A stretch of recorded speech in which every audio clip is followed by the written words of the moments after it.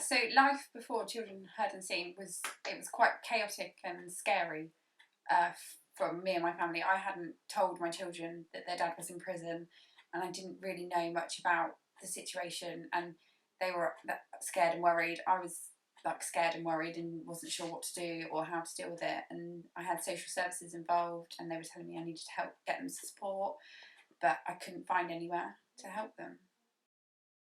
So since Children Heard Unseen, so I phoned them obviously when I looked for them when I was told by the social services system to find my children's support.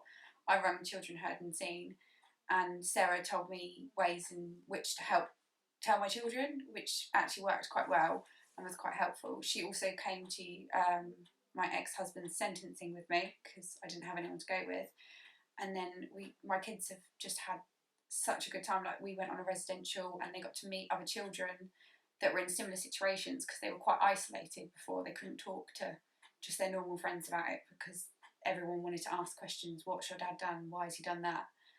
And then they've got a SPAB mentor that comes round every other week and takes them out and does stuff with them.